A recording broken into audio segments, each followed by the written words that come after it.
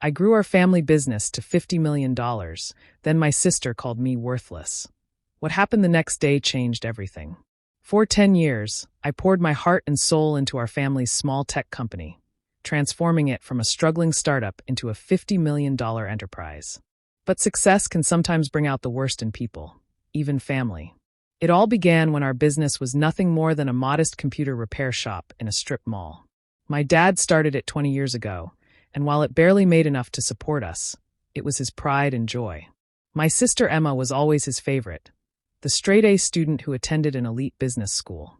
I was the quiet one, staying behind to help Dad while pursuing my computer science degree at a local college.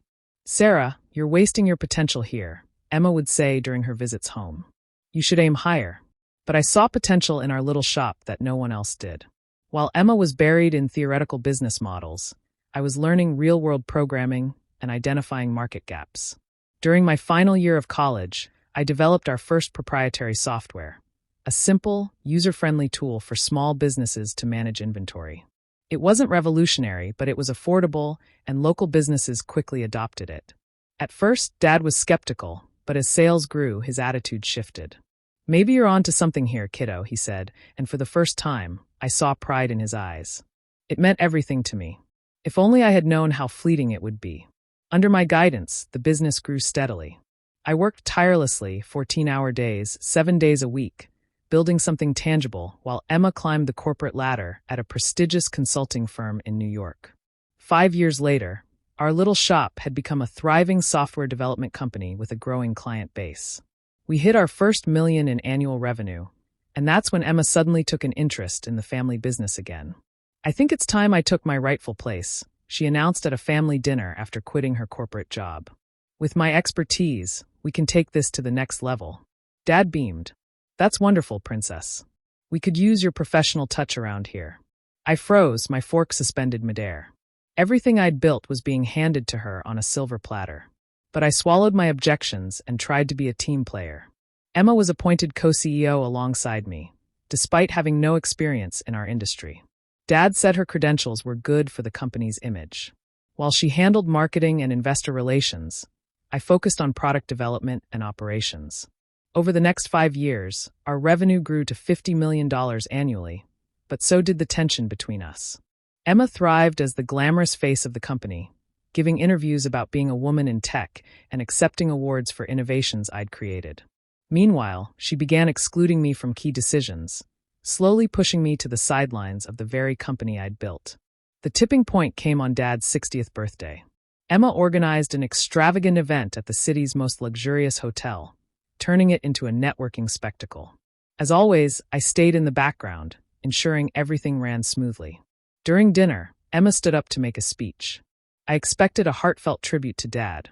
Instead, she made an announcement that shattered everything.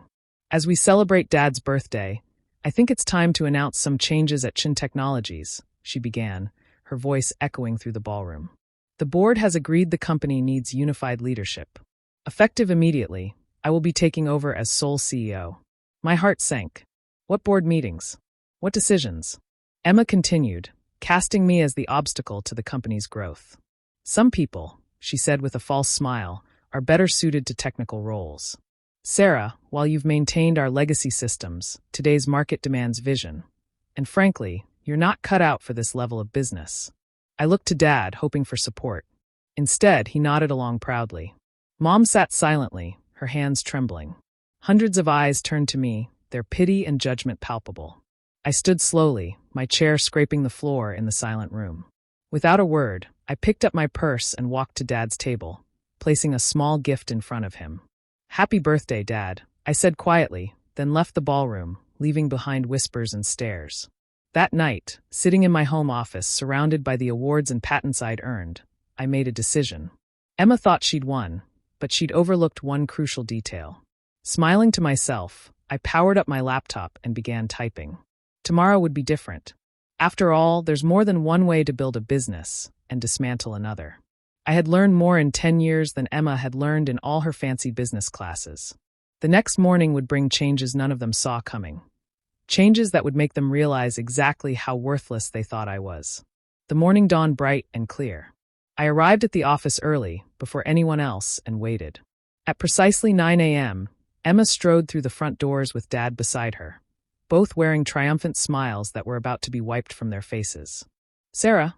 Emma's voice held a mix of surprise and annoyance. "What are you doing here? I thought after last night you'd have the dignity to stay home." I smiled, remembering the email I had sent at 3 a.m. to every major client, partner, and employee of Chin Technologies. "Just wrapping up some loose ends, sister dear. But since you're here, we should probably talk about the company's future." "There's nothing to discuss," Dad interjected, his voice firm.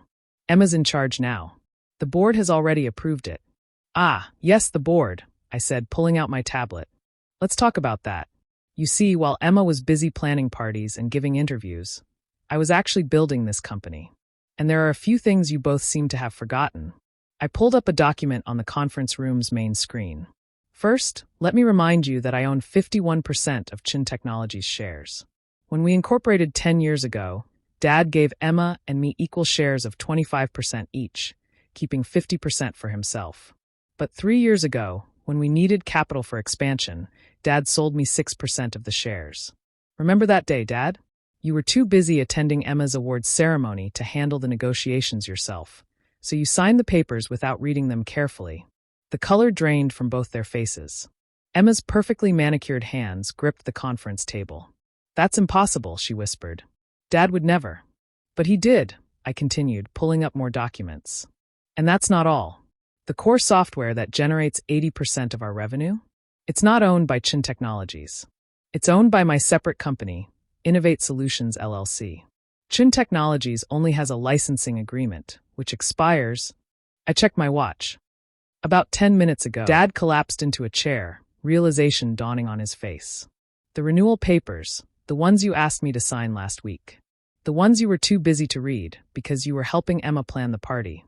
"Yes, those papers," I said. "I decided not to submit them." Emma's face contorted with rage. "You underhanded little."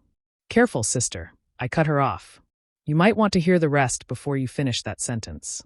While you were busy announcing my supposedly graceful exit last night, I was sending emails to our clients. You see, most of our major clients have personal loyalty clauses in their contracts. They signed with Chin Technologies because of me, my expertise, and my track record. Last night, I informed them of the leadership changes and my departure. I pulled up my email, showing the dozens of responses that had already arrived.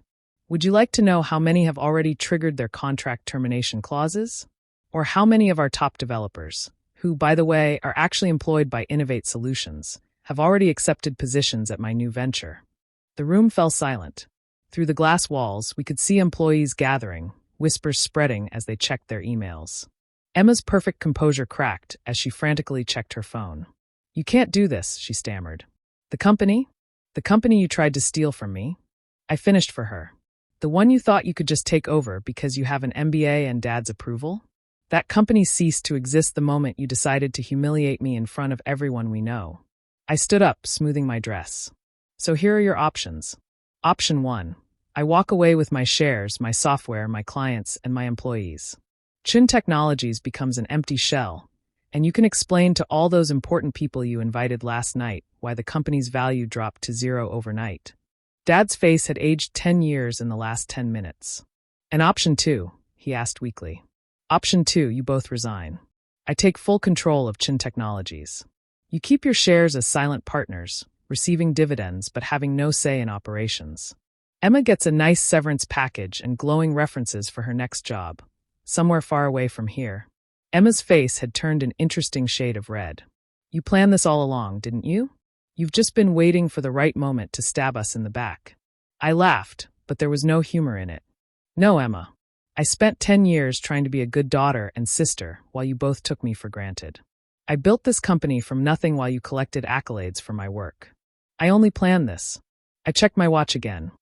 "About 12 hours ago, after you called me worthless in front of everyone we know, my phone buzzed, another client termination notice.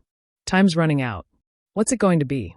The next hour was a blur of paperwork and lawyers. By noon, I sat alone in what was now my office, looking out over the city. The company I had built was now truly mine, but the victory felt hollow. Family relationships lay in ruins around me, trust shattered like dropped crystal. Mom came to see me that evening, her eyes red from crying. "Did it have to end this way?" she asked softly. "They gave me no choice," I replied, my voice gentle but firm. "They would have taken everything I built and discarded me without a second thought." She nodded slowly, understanding but sad. "What happens now?" I showed her the plans I had already drawn up.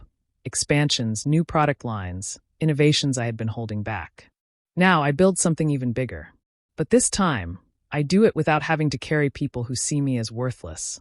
Over the next year, Chin Technologies, under my sole leadership, tripled in value. Emma found a job with a startup in Silicon Valley, humbled but hopefully wiser.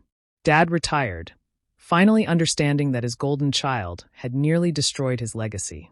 We see each other at holidays, maintaining a polite distance that masks the wounds that may never fully heal.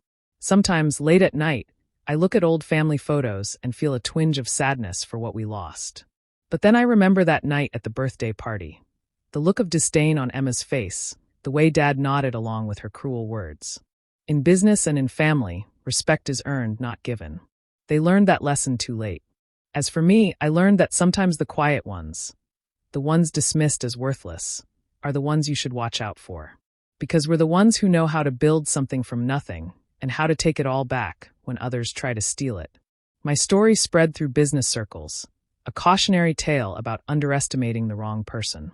These days, when I attend industry events, I often catch whispers. "That's Sarah Chun, the one who..." They never finish the sentence, but they don't have to. My success speaks for itself. Last week, I received an invitation to speak at Emma's business school's graduation ceremony. The topic? Hidden Strengths, the Power of Underestimated Leaders. I accepted the invitation with a small smile, already planning my speech. After all, I have quite a story to tell. The company continues to thrive under my leadership, but more importantly, I have found peace with my decisions. Sometimes, the strongest message you can send is simply proving people wrong.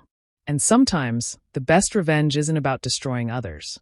It's about rising so high that they can't help but see their own mistakes.